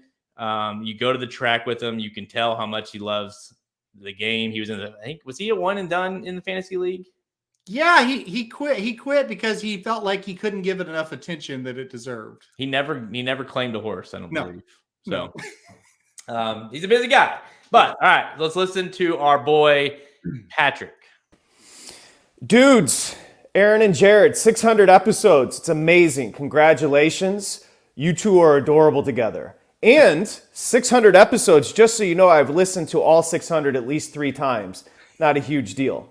Okay, here's my question. 2017 Santa Anita, rash of deaths, an awful time for the sport. Curious, did either of you question covering the sport or have, I don't know, maybe existential thoughts about covering the sport? Again, thank goodness that's passed, but just wanted to get your thoughts on that. And again, all kidding aside, huge congratulations and much success to come. First of all, he says, he sends it to me. He says, "Hey, I've been working out. I just got done working out. Like I look like a mess. So just let me know if you want me to re-record it." Like I'm straight, man, but that man looks stunning. Okay. Well, I'm confused. Where's Patrick? That wasn't Patrick, was it? That was a male model, I believe. That looked like Bradley Cooper. Is that Bradley Cooper? Yeah, wasn't there a girl that told him that at the Breeders' Cup or something? Okay, so I've seen Patrick. Patrick is the smoothest guy. He's never rattled, except I've seen him rattled one time. When a waitress said to Patrick, "You look like a mix of Bradley Cooper," which was great, and Woody Harrelson. Yeah. Oh yeah. And he goes, "What the fuck did you just say?" And I wish there was a video of me because I was about on the floor when she said Woody Harrelson.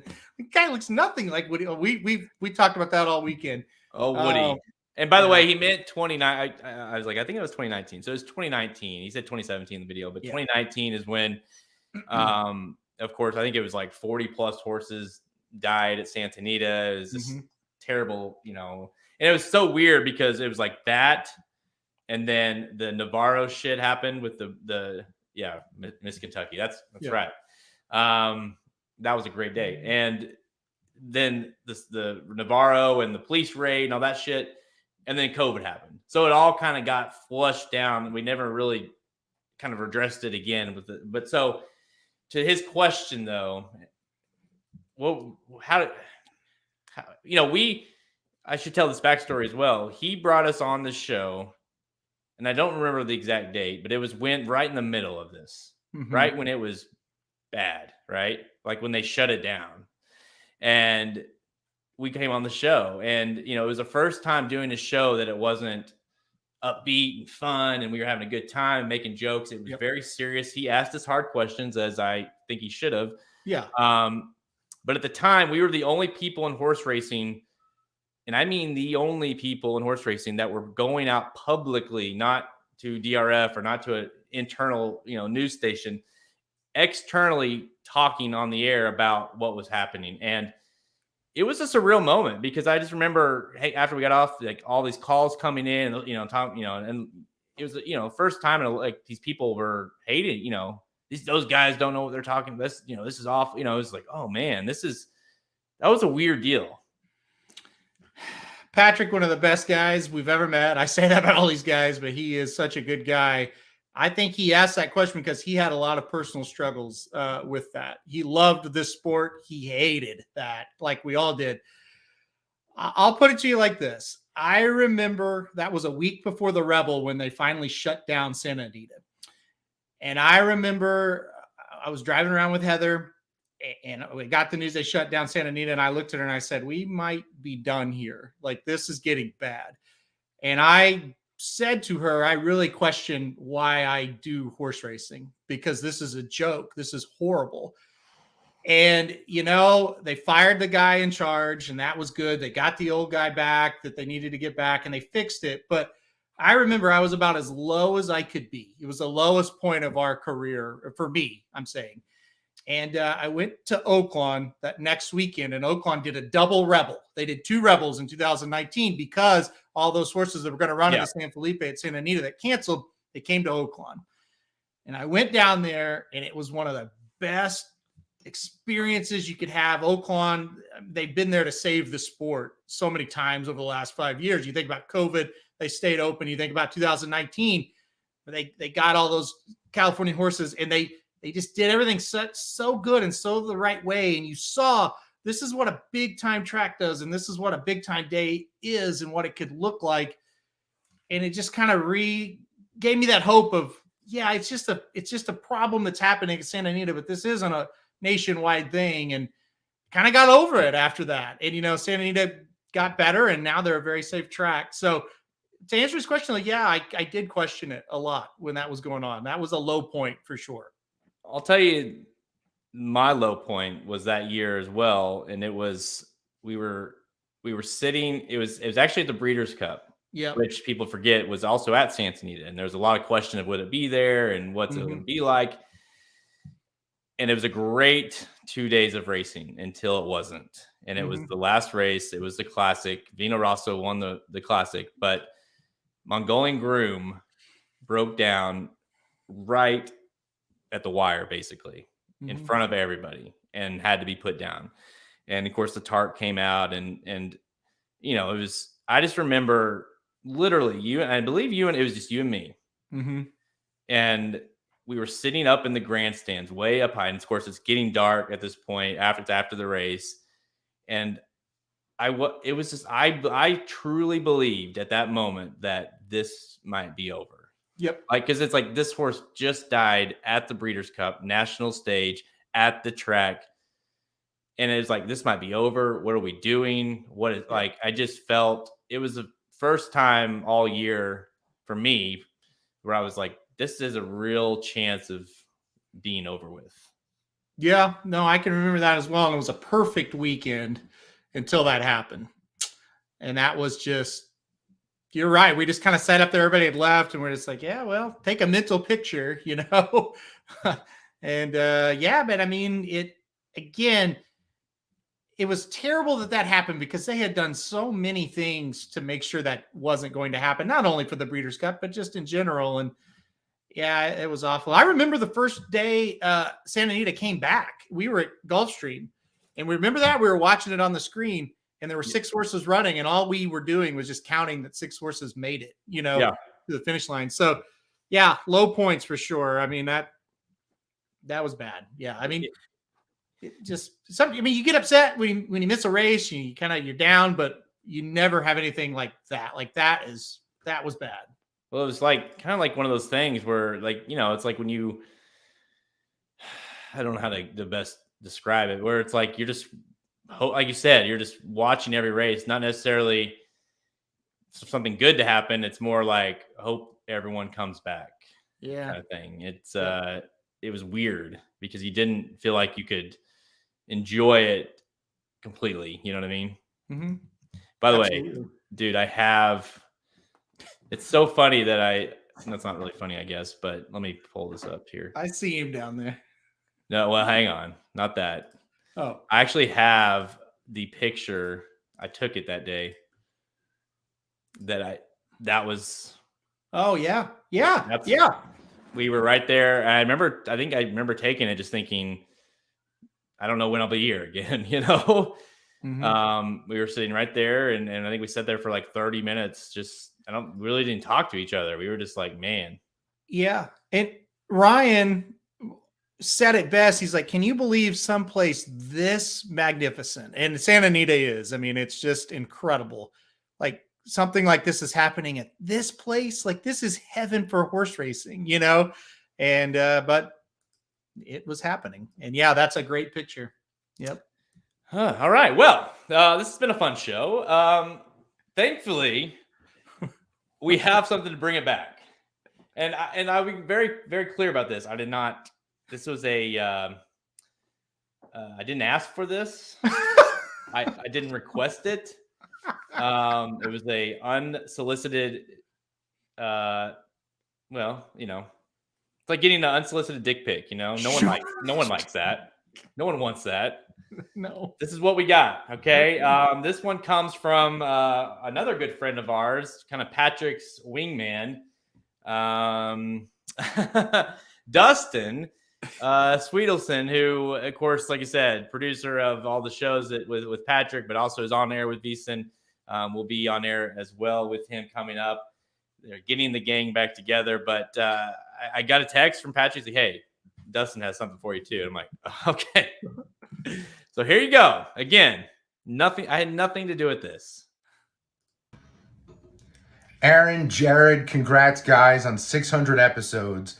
If someone had started a human being and they weighed 0 pounds at the beginning of your podcast, and every podcast they gained a half a pound, they'd still weigh less than me, but that'd still be a lot of weight for a human being. So really impressive what you guys have done. So of course, I have a question for you. I'm sure you've never thought about this, but if they invented the technology to be able to speak to horses, which horse in the history of horse racing would you want to communicate with first? Again, guys, congratulations. Looking forward to 600 more.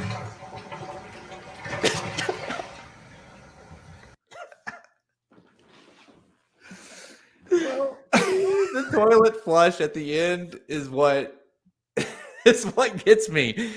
Wow. Again. Well, we did this for the ladies, so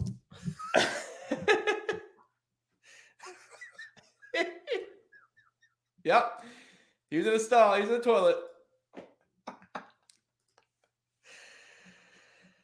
All right. So try to get past what we just saw and bring this back. Let's close this up with the horse that you would want to communicate with in the history of us following racing. More in history, I guess. Who would it be? Zenyatta. Yeah, that's a good one. I think Zenyatta, she had such a personality, and whether she was doing it for us or not, it felt like she was performing for the fans. So I'd like to talk to Zenyatta. I just thought she captivated, even more so than like an American Pharoah or a Justify. She really captivated horse racing, and people were fascinated with Zenyatta. So I'd like to talk to Zenyatta. That's a good one. That's probably what I would have said. I think the horse that would have to be said right on this show, because it wouldn't put a period or maybe even an ending to it without Optimizer. Optimizer. We made so many jokes about Optimizer talking and what he said in the stalls and what he was talking about and how he acted. It's like, wouldn't you love to talk to that horse? Oh God. Oh, that's great. Optimizer. Yeah. You could go back and you could listen to some of the old podcasts, and we've talked to Optimizer. Remember, Optimizer used to write in. He would write in the mailbag. Yes, he would write into the mailbag. He was a big fan of the show. Yeah, Optimizer. Yeah. So I feel like we always gave him such a personality on the show. And the way he ran, he was an idiot on the track, and he had talent, but he didn't figure it out. And it's just like, I feel like he would be quite the trip to talk to. Remember, he would write in and he'd say, "Me like the dirt, but me trainer run on dirt." No, me like the turf, but me trainer run on dirt. I hate old men. You talking about Lucas? Oh, I used to have so much fun because I would obviously, I'd just throw it out of nowhere. Halter never had any idea. And I mean, my plan every time was just to see how much I could make him laugh. See what Optimizer had to say. And he was such a fun horse because he, like in typical coach fashion, he ran in every race and, was an idiot in every race. And so we just had a lot. For some reason, that horse just stuck on the show.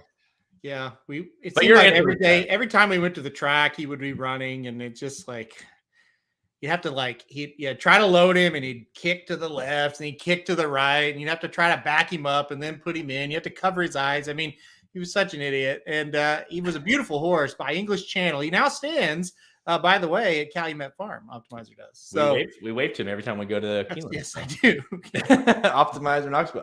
Yeah, see. Slim says, I knew you guys were lunatics when you talked to that horse. Yeah, there you go. Yeah, he would always send angry emails. Oh, by the way, I think it's worth mentioning. It wasn't a question asked, but my favorite experience at the track of all time was that picture right there. Oh, yeah. With Saratoga Slim as Borat Capper, the first go around to Borat Capper. Yeah. Travers. Was Travers? It was Travers, right? Yep. Travers. Yep. I don't think my stomach hurt for a week later because I was so tight from laughing all day. My face, I've never had more fun at the track watching this lunatic go around Saratoga. When he yelled at the new governor of New York, that was the moment. I thought that might be the funniest thing I've ever witnessed. He was yelling, "Cuomo, go home!" as Borat. She looked over at him like, "What in the world?" What year was that? Was that? No, that was like Central Quality year, Life is Good versus Jackie's Warrior year. Like that was a great day at the track too. Yeah, that was huge. That was 2021, right? Yeah. I have a picture. It's such a funny picture because it's like I was walking. Someone captured it. I don't know. I can't remember if it's like Vicky captured it or someone captured it. And I was like walking, and then behind me you see this lunatic with his arms out, like Slim. I don't know. I have to find it, but it was just. I didn't think I gave him an out. And he still did it. That was what was great about it. It was just the funniest thing. I mean, it was just all the time. He was yelling at the jockeys, and they were like, "What?" And he took that selfie with Asmussen, and Asmussen's face, man. He was just like, "This is so hilarious." Yeah, I'm walking into the paddock there. I look over and see this guy.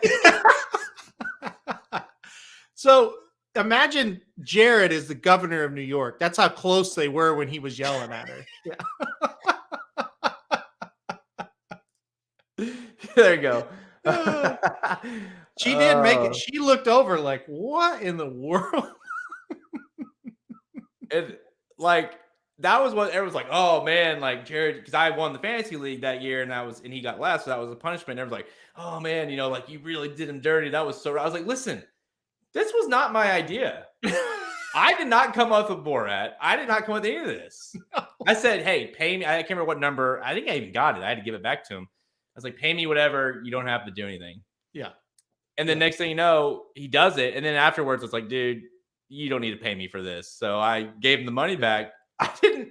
Oh, there's video. Hang on. Okay. There's video. He was messing with Dallas Stewart, and Dallas Stewart's wife made some comments about his short shorts and what she may have seen on his short shorts. And I was just in tears. I was like, I was just in tears all day. And Ricky was with us, and Ricky was like, "I've never seen anything like this in my life." I was like, "Nobody has. This is crazy." This right here. Okay, here you go. I don't know who asked for it. There must video. There's a lot of video, but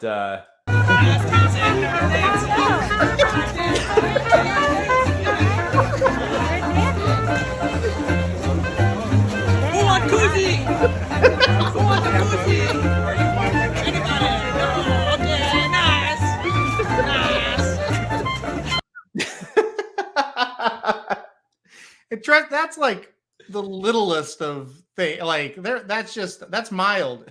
That was just that was a part of it. Like that was not even anything. Yeah. My gosh. I mean, I've got I have all kinds of videos. Remember we were like just hanging out and the next thing you know, he like just starts changing right there. Yeah. Like, starts taking his clothes off and he had all his clothes underneath it. Imagine it's Travers Day, right? Those people around us were looking at him like, what are you doing? We're just in the regular grandstand seats and it's packed. There's not an empty seat. This idiot stands up and just takes his jeans off, like just rips them off. I'm like, whoa, dude. You have the shorts on, but it's like you can't just stand up in the middle of people and just take off all your clothes. Like that's crazy, dude. Bob Baffert is legend. Bob Baffert, greatest trainer of all time. I pray to you, Bob Baffert. Oh, forever. I remember I was recording that and I felt so dirty because I was like that was at the prime of the hatred for Bob Baffert at that moment. I'm like, dude, oh, so good. Oh, when that happened, that was so fun. People were walking by like, what is going on? Like, who is this guy? Even we didn't know, you know. No, he transformed that day. He transformed. You got on like the AVR feed. He's on. Okay, another thing. He's in the Gamine winner circle photo. Yeah. I think I remember taking a photo shot, a screenshot of that. Oh, here, look. Okay. Yeah, he's in the winner circle photo. This show is never going to end, but this is too good. Yeah. That's taken off the website. That's an official photo. That is so damn funny. Oh God. The gamine, like one of these trade, some of these people like that own the horse or the connections, like that's what makes me laugh so hard. Is like this picture is hanging up in someone billionaire's house somewhere office. That picture is hanging up and like that's a great photo, but I don't know who that guy is. Oh man, well, God. Yeah, God, it's if that it these are the lunatics we've brought out over the years, and some of the greatest moments we've had are because of the people we've met, and it's made racing so much more fun for us, and hopefully we've made it more fun for you guys. So 600 episodes, buddy, we did it. Yeah, this has been a great trip down memory lane and a trip to remember how much damn fun we have when we're at the track. Good Lord. It's amazing. Well, that's all the time we have, guys. Yes. Halterman has got, I never believed this would take almost 2 hours, but Halterman's got to go, and Magic Mike's show's coming up here in like 10 minutes. So it's been amazing. Remember, racedudes.com for all your picks, all your premium selections at racedudes.com. Just click the Get Racing Dudes Premium button to learn more. We don't have a guide, but you can get a free detailed analysis, just like you see in the guides. It's free, of the $1 Million Rebel Stakes via email, or you can see the pop-up. If you go to the site, you'll see that. If you are a subscriber, just look in that newsletter today. You'll see a link there. You can download the wager. It's not a wagering guide, but it's just the one pager of the Rebel Stakes from Halterman. So if you want free analysis of the Rebel, make sure you are a subscriber at racingdudes.com. Just an email subscriber. That's all you need, and you'll get that for free. Again, the Magic Mike Show coming up next. What are they doing? The late pick 5 at Oaklawn. Is that right? I think so. Yeah. Yeah. All right. Make sure you like the video. Come on, guys. Let's do it. Yes. The Magic Mike Show is like, I don't know if they've ever had an episode that goes over an hour and 1 minute. No. We are terrible at it. We used to be really good at it because we were so dedicated to, back in our Blog Talk Radio days of making sure we got it over in the time. But now it's like, who cares? Yeah. Right. Yeah. Yeah. Thank you, everybody. Yes. I mean, seriously, like hopefully, I truly mean this. Like this show, this website, this business, none of this was supposed to happen. Right. Yes. We did it because we loved racing, and it just accidentally started happening. So, Yeah. I mean, that's could not be more true. We thought we hit the jackpot when we got to meet Kayla's posse in alternation, and that was right at the very beginning. And we just keep, it's because of everyone that comes to the site that watches these shows, that goes and bets the horses with our picks and everything in between, that why we do it. We wouldn't do it without everybody. So just seriously, thank you so much. Yep. For being along for the ride, and hopefully, yeah, I mean, let's like Dr. Tank says, see you at 1,200.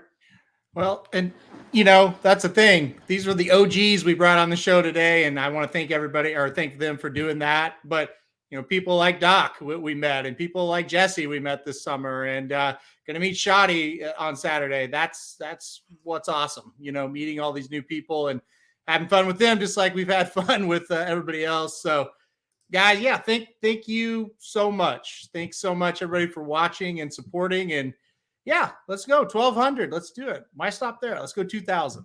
Well, chill out. First of all, let's try to get to 1,000. That's the next goal. Hopefully, we're live at 1,000. Okay, that's fair. And if we are, then we can shoot for the 12. 600 was a lot. I mean, that took 10 years. We're not Magic Mike and do 4 episodes a week. We do once a week. So that's a long road, my friend. Yes, definitely a long, long road, but we will get there if we don't die. Well, let's see. The way the modern medicine and Dr. Tang, we have Dr. Tang on our side as well. So we do have Dr. Tang on our side. I feel better now. Yeah, I feel like we will survive longer than most. Yes. Longer than we thought we would prior to knowing Dr. Tang.